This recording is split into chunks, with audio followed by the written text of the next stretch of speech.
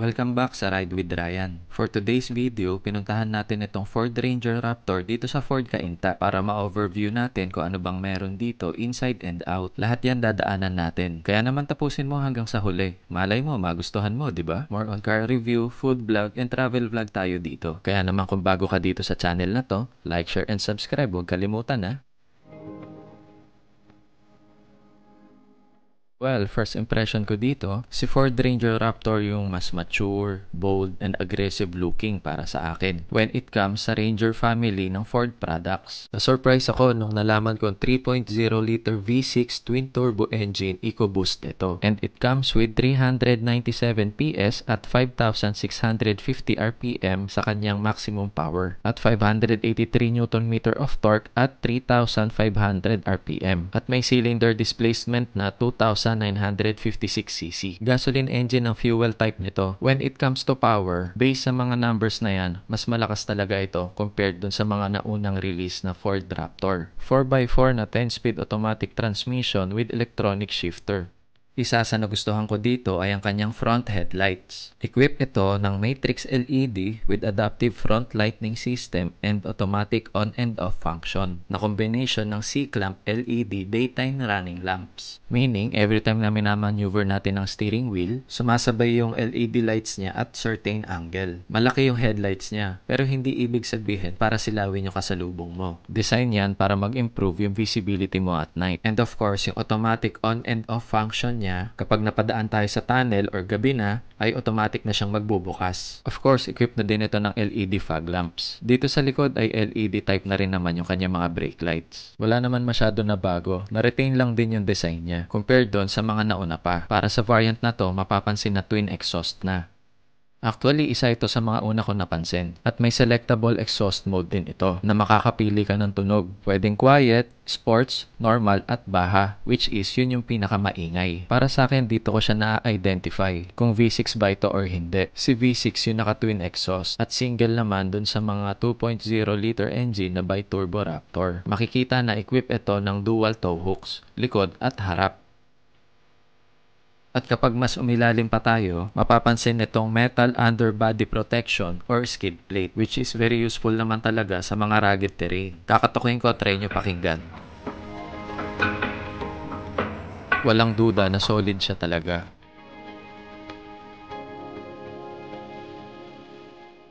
Isa pang maganda dito ay yung kanyang suspension. Fox Suspension 2.5-inch live valve internal bypass shock absorbers. Isa to sa pinaka-unique na upgrade nila. Pwede mo adjust yung damping niya kung soft or hard. Automatic siya nag-a-adjust depende sa drive mode na sinelect mo. Of course, naka-double wishbone sa harapan at naka-coil spring naman sa likuran. Isa pang upgrade na nabago dito ay ang kanyang front differential. It's a big change para sa Ford Raptor V6 na equipped na ito ng front and rear locking differential na siguradong magagamit mo para sa mga off-roading adventure. Well, para sa akin lang naman no, package deal na yung ganitong klase na magkaroon ka ng pickup truck. Off-road ready, mapa-casual usage or industrial ay equipped ka. Patungkol naman sa kanyang dimensions, meron itong 5,381 mm in length, 2,028 mm in width, at 1,922 mm in height. At may wheelbase na 3,270 mm at ground clearance na 272 mm.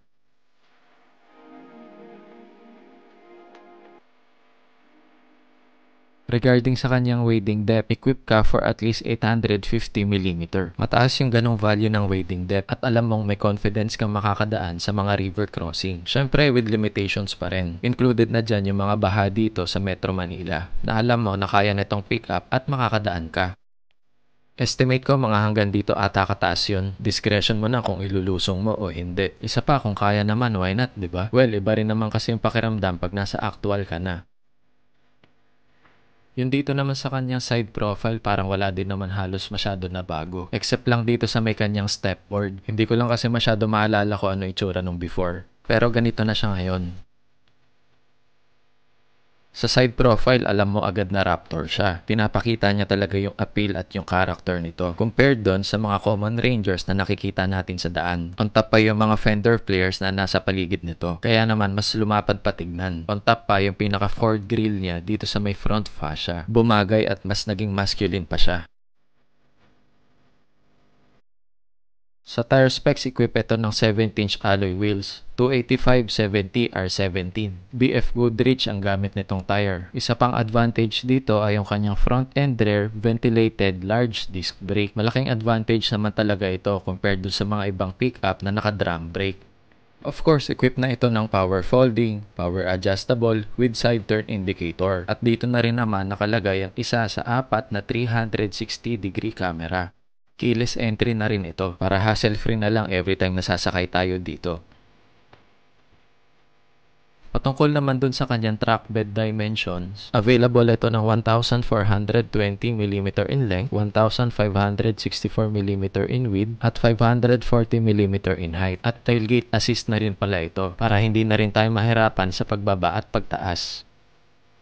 Ang good thing dito, yung kanyang bed liner ay equipped na rin siya ng 230 volts. Useful ito para sa ganitong klase ng mga pickup truck at yung kanyang mga tie-down points in all corners. May additional ka pang LED light for the purpose na may visibility ka mag-load at unload, especially at night. May nakaabang na din naman na dito para sa mga third-party accessory na ilalagay natin.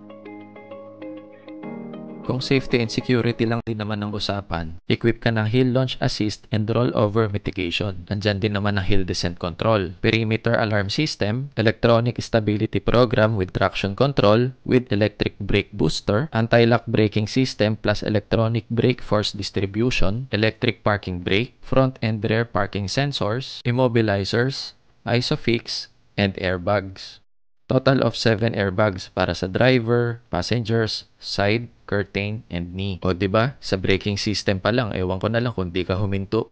Isa si Ford Raptor na merong advanced driver assist technology. Una na dyan ang lane departure warning and lane keeping system, driver alert warning, blind spot information system with cross traffic alert and braking, reverse brake assist, adjustable speed limiter, adaptive cruise control with stop and go and lane centering, auto high beam, autonomous emergency braking with pedestrian detection, pre-collision assist, forward collision warning system, dynamic support, distance alert or distance indication, evasive steer assist, post-impact braking, and tire pressure monitoring. Imagine, halos ibinigay na lahat ng mga safety feature nito. By the way, ito pala yung presyo na pinag-uusapan natin dito. Next Generation Ranger Raptor na Code Orange V6. Para sa level ng price nito, sa palagay ko reasonable naman. Imagine, equip ka na ng front locking differential. Meron ka pang 2.5-inch FAX suspension. Doon pa lang panalo ka na. Hindi lang basta suspension dahil live valve internal bypass shocks absorber. And of course, yung pagiging V6 twin turbo niya. Labas pa yung kanyang sound system na B&O. O okay tayo Check naman natin yung kanyang interior. Sa interior, wala din naman talaga halos na bago. Similar siya dun sa 2.0 na bi-turbo Raptor. Ang napansin ko lang na dagdag dito ay yung kanyang button sa kanyang steering wheel, which is itong exhaust, suspension, at yung R button. Yung R button, kapag prines mo, nasisave niya yung settings ng suspension, steering, at exhaust. Pag pinatay mo na ulit yung engine at in-start mo, bumabalik siya dun sa original standard settings niya. Overall, yung kanyang steering wheel, leather wrap with unique Raptor styling, audio function controls, and paddle shifters. Ito naman instrument cluster gauge. Once in-open natin to, full digital display na 12.4 inches. Sa left side ng tachometer at sa right side naman ang kanyang speedometer. Yun naman sa kanyang front seats, combination na siya ng leather at synthetic leather. Iba yung pakiramdam kapag umupo ka dito. Even yung mga support niya dito sa gilid, kapit na kapit ka sa upuan. At ganun din ang pakiramdam dito sa back seat. Hindi na natin na ibaba yung sa armrest gawa ng plastic cover. Itinaas ko lang to para makita nyo lang. May aircon vents na din siya dito sa likod at 230 volt socket at USB port. Tilt and telescopic ito. Adjust mo na lang according sa driving position mo. And also, para sa height na 5'7", maganda yung headroom niya. At 10-way power adjustable seats. Kasama na din yung sa lumbar support. At 8-way power adjustable seats para sa passenger side. Check naman natin yung kanyang legroom dito sa back seat. Take note, yung upuan sa harapan, yan na yung driving position ko. Check na lang natin yung kanyang legroom. As you can see, malaki pa at spacious talaga. Halos may isang dangkal pa yung allowance at may stretch mo pa yung paa mo. Available ka na rin naman ng grab handles in all corners. Kompleto yan, harap likod meron. Bukod pa itong nasa overhead niya. Isang factor na nagustuhan ko dito ay yung kanyang dashboard. Simple lang na plain horizontal. Na-maximize niya yung space dahil meron ka na rin dalawang glove compartment at additional ka pa ng cup holder. Para sa akin sulit na yan. Marami ka na malalagay dyan. Ganon din naman sa driver sides. Meron na rin siyang cup holder. At may central display ka pang 12-inch colored portrait touchscreen. Sobrang dami ng features na yan. May connectivity ka na Sync 4A with voice-activated wireless Apple CarPlay and Android Auto. B&O yung sound system nito na equip ng 10 speakers. O diba ganyang kadami? Meron ka pang center speaker. It's a combination ng sound quality and performance.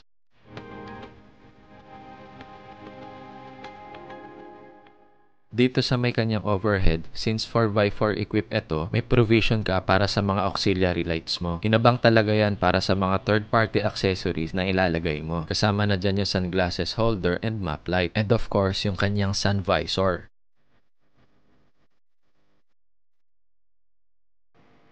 Yung rear view mirror ay auto-dimming na din naman. Kapag tinignan naman natin yung sa ilalim ng touchscreen display, meron siya nung wireless charging pad at USB port para doon sa mga accessory na ilalagay natin. Dito na rin nakaposition yung kanyang terrain management system. Sana makapag-test drive tayo para ma-feel natin yung performance niya, especially kapag naka 4 high or 4 low. Electronic parking brake na din ito at yung pinaka-shift knob niya. Masasabi ko na full equipped ka talaga kapag meron ka nito para sa ganitong klase ng 4x4. Malaki yung diameter ng cup holder, kaya naman hanggang mid-size tumbler ay kaya nito. Yun naman sa may kanyang center armrest, makapal yung padding niya. At kapag binuksan natin ito, malaki pa yung space kung ano man yung ilalagay mo. At may maliit siyang detachable tray.